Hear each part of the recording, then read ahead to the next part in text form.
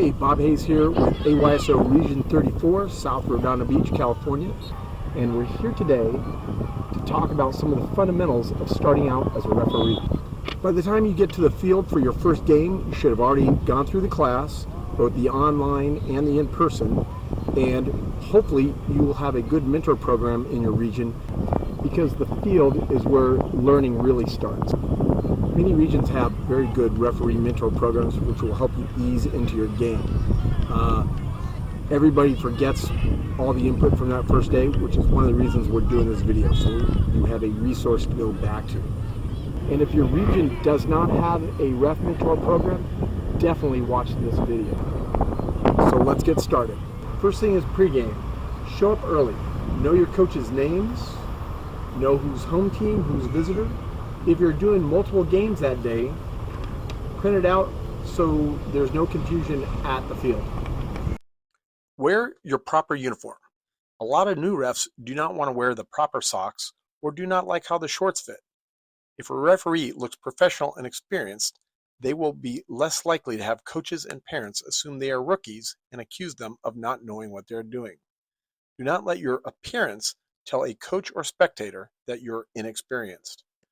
If you absolutely hate the shorts, go out and buy a pair of really nice black referee shorts. Some women referees have started wearing black skirts, which is not universally accepted, but if it makes a referee feel more comfortable, I say go for it. Just whatever you do, don't show up to ref in something like board shorts or cutoffs. If your region has provided a mentor, take some time to discuss any questions or concerns, and maybe even watch a little bit of the prior game with him or her to get some pointers. While the prior game is still going on, do a quick field inspection. Check for holes, check for missing flags, check the nets on the goals. And if you're an AR, this still all applies. I would recommend start working with an experienced center referee, and you'll kind of pick up the good habits of what to do before a game and how to inspect the field. Check teams early and get game cards and 3 game balls.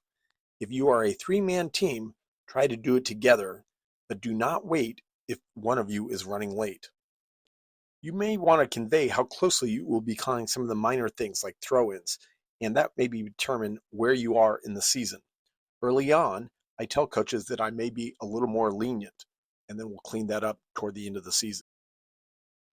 Report any field issues and see if you get some parents to help fix it if needed. With players gathered, you don't have to make a long speech. Just introduce yourself, welcome them, and do an equipment check. Here is some specific guidance. Generally, nothing on the wrists and no necklaces. Any medical bracelets or permanent religious bracelets should be taped or covered with wristbands. Players do not necessarily have to wear cleats. Sneakers are fine. Obviously, a boot such as metal baseball spikes is clearly not allowed, but you really don't have to check the bottom of the cleats anymore. Many soccer cleats now have toe cleats, and that is fine. Checking the bottom of the cleats is a holdover from when players were allowed to play without shin guards. Speaking of which, make sure they have shin guards. Even if they are taped, earrings are a no-go. If a coach or parent pushes back, I would suggest you use the phrase, "Coach, it's for her own safety." Soft hats are okay. Baseball hats really are not. Bucket hats are a much better alternative, and there are now some baseball-style hats, but with a soft brim. Bottom line, no hard brim, no helmets.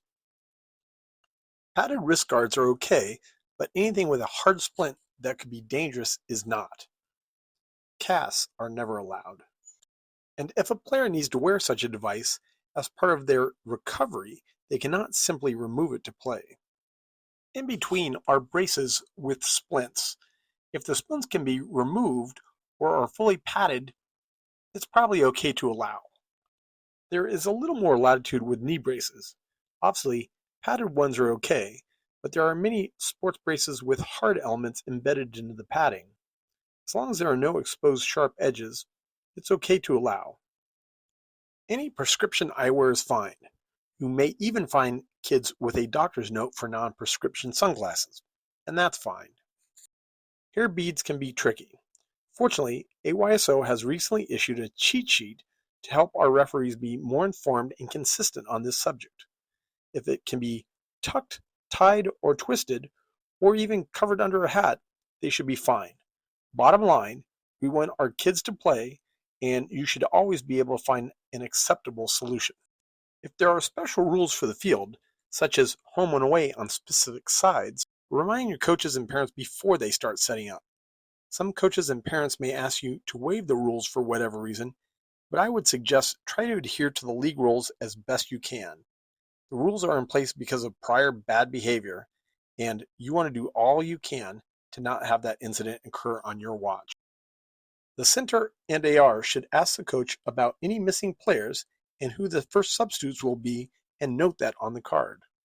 All right, here we go. All right, hey, I'm Bob. Eliza, Steve. All right, so we have a team game today, 8v8. Now that you are done with the teams, you need to do a pregame with your referee team. As a center, you should have at least a brief meeting with your ARs. Much of the pregame instruction is the same for every referee in every game, but there are a few things that each referee does differently that should be definitely covered. 1. How quick do you want your AR to throw the offside flag? Obviously, we are waiting for involvement, but some refs will say throw it as soon as you see an offside player going for it at full speed, while some say we want to see more actual involvement, such as touching the ball. Where do you want them to line up for a PK? Procedures say they should come in to where the goal line meets the penalty area. Some referees want the AR to stay at the touch line, but I would highly recommend you stick with the prescribed procedures. Any deviations from proper procedures will make it look like your AR is inexperienced, and you put him or her at risk of being accused of not knowing proper procedures. Go over any non-standard hand signals. The main thing I ask for is a hand signal to show me that the ball is still in play or the player is onside. Some referees are against these, but if a coach is challenging a non-call by a new referee, I want to see that AR actively telling me that a player was onside, and then I can confidently tell the coach that my AR was on it and made the right call. If I do not see a hand signal, I don't really know if the AR is even paying attention.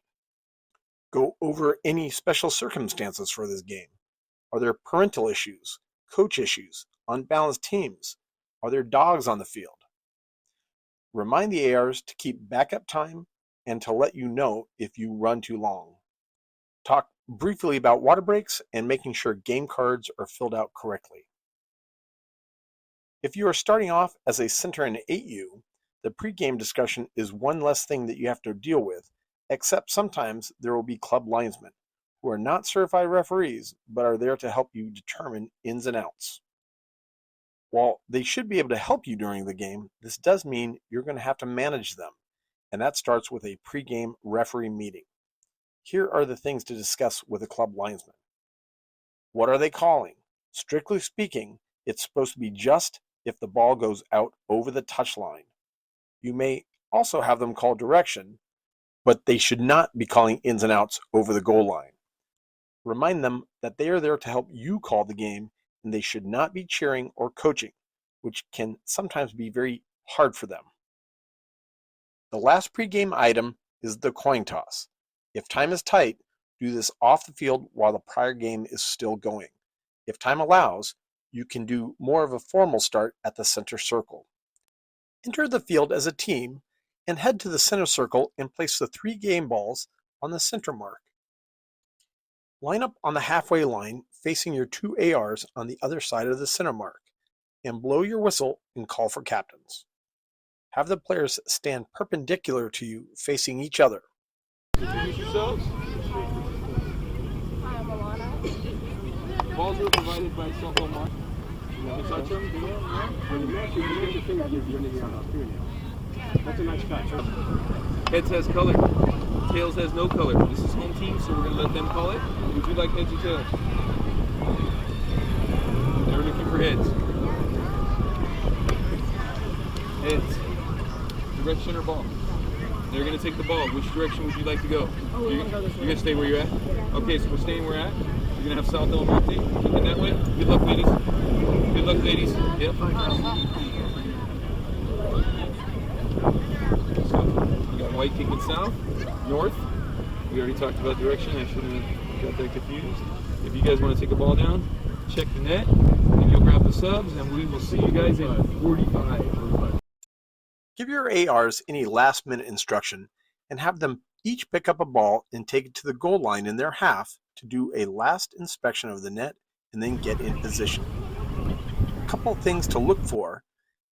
Make sure the wheel is positioned away from the goal post, the post is properly on the line, and the ball is behind the wheel. Give the net one last inspection and then head to the sideline and assume the position on the second to last defender.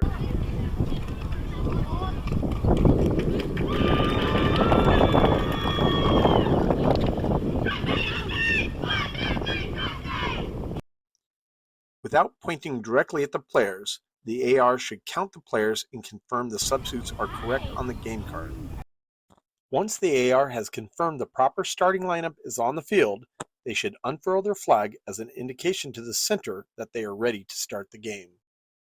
That concludes our discussion on pre-game referee procedures. Look for our next video where we dive into actual game time positioning, mechanics, and procedures. Special thanks goes out to the following. Chris Call, Region 641, Beaumont, California. Awesome. Thank you very much. Rolling. Hi, my name is Al Prado. I'm from Region Section 1, Area R, Region 1463, Murrieta, California. All right. Ford Hayes, Redondo Beach, Region 34. I'm Lucy Ketchmere, and I'm from Region 14, West Torrance. I'm Eliza, and I'm from Region 96. And that's Tustin? All right. Thanks for your help. Thanks, All right. Thank you. Kirk Region. Region 34, South Redondo Beach. I am Sarah Greenberg. I am Region 1450.